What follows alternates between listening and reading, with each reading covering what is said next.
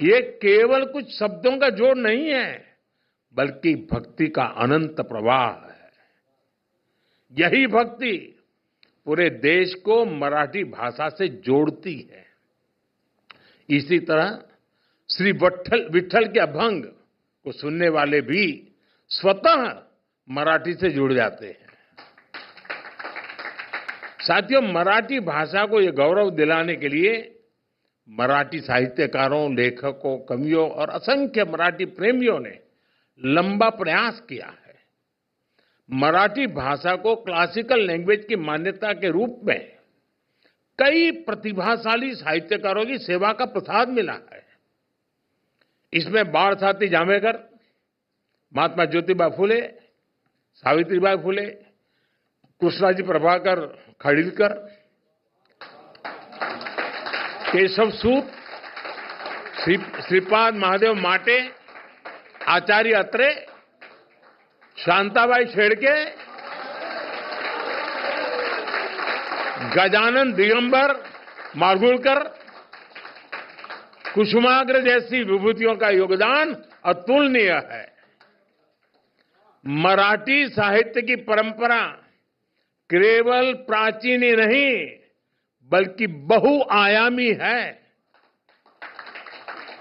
विनोबा भावे, श्रीपाद अमृत डांगे, दुर्गाबाई भागवत, बाबा आमटे, दलित साहित्यकार दया पवार, बाबा साहब पुरंदरे जैसी कई हस्तियों ने मराठी साहित्य में महत्वपूर्ण योगदान दिया है। मैं आज मराठी की सेवा करने वाले पुरुषोत्तम लक्ष्मण देशपांडे, पुला देशपांडे कहूं तो हम लोग समझते हैं,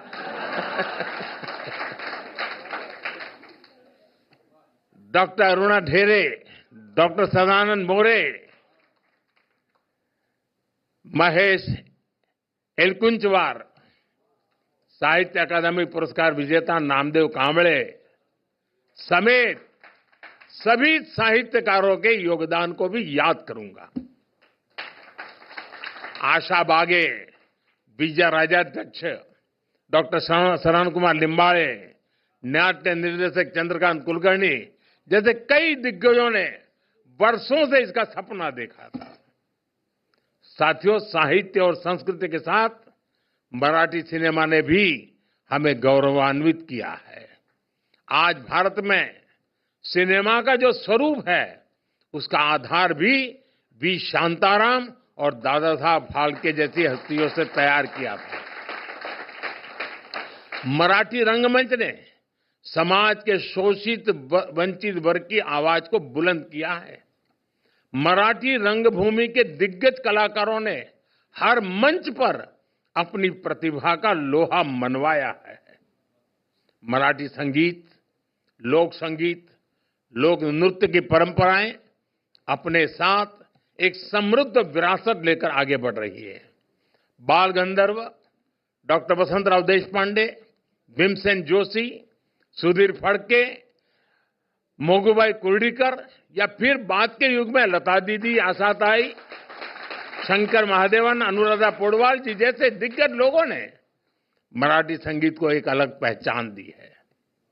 मराठी भाषा की सेवा करने वाले व्यक्तित्वों की संख्या इतनी विशाल है, मैं उनके बारे में बात करूं तो पूरी रात निकल जाएगी। साथियों, मेरा सौभाग्य रहा, यहां कुछ लोगों को संकोच हो रहा था कि मराठी बोले या हिंदी बोले। मेरा बीच में नाता टूट गया, वरना मेरा सौभाग्य था कि मुझे 2 या 3 किताबों का मराठी से मैं गुजराती करने का सौभाग्य मिला है।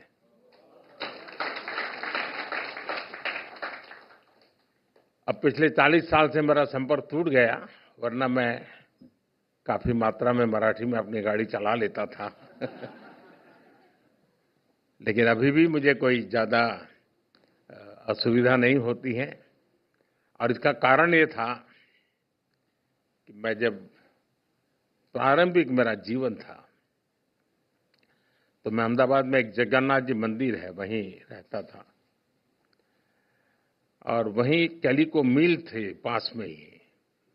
और कैलिको मिल में जो मजदूरों के क्वार्टर थे, उसमें एक भिड़े करके परिवार महाराष्ट्र का रहता था और उनको शुक्रवार को छुट्टी होती थी। तो स्टैगरिंग होता था उस समय, बिजली की तकलीफें रहती थी। मैं कोई पॉलिटिकल कमेंट नहीं कर रहा हूं, लेकिन वो दिन ऐसे ही थे। तो शुक्रवार को उनको छुट्टी होती थी, तो मैं शुक्रवार उनके घर मिलने जाता था। तो मुझे याद है कि उनके घर के पड़ोस में एक छोटी बच्ची थी, वो मेरे से मराठी बात करती थी। बस उसी ने मेरे गुरु बन करके मुझे मराठी सिखा दी।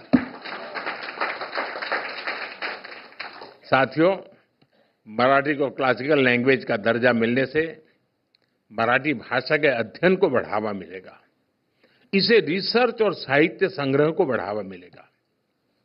सबसे महत्वपूर्ण बात यह है कि भारत की यूनिवर्सिटीज में मराठी भाषा के अध्ययन की सुविधा मिल सकेगी। केंद्र सरकार के फैसले से मराठी भाषा के विकास के लिए काम करने वाले संगठनों, व्यक्तियों और छात्रों का बढ़ावा मिलेगा। इससे शिक्षा और रिसर्च के क्षेत्र में रोजगार के नए अवसर भी बनेंगे। साथियों, आजादी के बाद देश में पहली बार ऐसी सरकार बनी है जो मातृभाषा में पढ़ाई को महत्व देती है। मुझे याद है, मैं बहुत साल पहले एक बार अमेरिका गया, तो एक परिवार में मुझे रुकना था और मुझे उस परिवार की एक आदत मेरे मन को छू गई। मूल वो तेलुगु परिवार था, लेकिन उनके घर में नियम था, लाइफ तो अमेरिकन थी, जीवन तो वहीं का था, लेकिन नियम था कि कुछ भी हो जाए, शाम को खाना खाते समय टेबल पर परिवार के सब लोग साथ बैठेंगे। और दूसरा था, शाम को खाना खाते समय परिवार का एक भी व्यक्ति तेलुगु भाषा के सिवा एक भी भाषा बोलेगा नहीं। उसके कारण वहां जो बच्चे पैदा हुए थे वो भी तेलुगु बोल लेते थे। मैंने देखा है, महाराष्ट्रीयन परिवार में जाएंगे तो आज भी सहज रूप से आपको मराठी भाषा सुनने को मिलेगी। बाकी लोगों का ऐसा नहीं है, छोड़ देते हैं, फिर उनको हेलो हाउ करने में मजा आ जाता है। साथियों, नई नेशनल एजुकेशन पॉलिसी के तहत अब मराठी में भी मेडिकल और इंजीनियरिंग की पढ़ाई संभव हुई है। इतना ही नहीं, मैंने सुप्रीम कोर्ट के जजेस के सामने रिक्वेस्ट की थी। मैंने कहा, एक गरीब आदमी आपकी अदालत में आता है और आप उसको अंग्रेजी में जजमेंट देते हैं, वो बेचारा क्या समझेगा, क्या दिया है आपने। और मुझे खुशी है कि आज हमारे जो जजमेंट है उसका जो ऑपरेटिव पार्ट है वो मातृभाषा में दिया जाता है। मराठी में लिखी साइंस, इकोनॉमिक्स, आर्ट, पोएट्री और तमाम विषयों की किताबों की उपलब्ध होती रही है और बढ़ रही है। हमें इस भाषा को व्हीकल ऑफ आइडियाज बनाना है ताकि हमेशा जीवंत बनी रहे। हमारा प्रयास होना चाहिए कि मराठी साहित्य की रचनाएं ज्यादा से ज्यादा लोगों तक पहुंचे। मैं चाहता हूं कि मराठी भाषा ग्लोबल ऑडियंस तक पहुंचे। और आपको मालूम होगा, आपको अगर इंटरेस्ट हो भाषा में, तो भारत सरकार ने भाषिणी ऐप बनाया है। आप जरूर इसका उपयोग कर सकते हैं। ये बहुत आसानी से आप अपनी चीजों को भारतीय भाषाओं में इंटरप्रेट कर सकते हैं। ट्रांसलेशन के इस फीचर से भाषा की दीवार खत्म हो सकती है। आप मराठी बोलें, अगर मैं भाषिणी के लेकर के बैठा हूं तो मैं उसको गुजराती में सुन सकता हूं, मैं हिंदी में सुन सकता हूं। तो ये एक व्यवस्था टेक्नोलॉजी के कारण बहुत आसान हुई है। साथियों, आज हम इस ऐतिहासिक अवसर पर इसकी खुशी तो मना रहे हैं, ये मौका हमारे लिए एक बड़ी जिम्मेदारी भी लेकर आया है। मराठी बोलने वाले हर व्यक्ति का दायित्व है कि वो इस सुंदर भाषा को आगे बढ़ाने में योगदान दे। जिस तरह मराठी लोग सरल होते हैं, वैसे ही मराठी भाषा भी बहुत सरल होती है।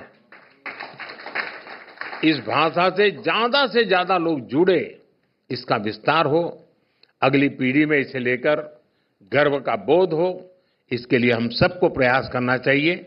आप सबने मेरा स्वागत सम्मान किया। मैं राज्य सरकार का आभारी हूं।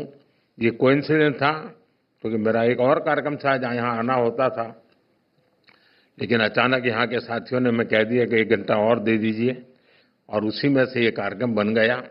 और आप लोग सभी गणमान्य लोग हैं जिनका जीवन इन बातों से जुड़ा हुआ है।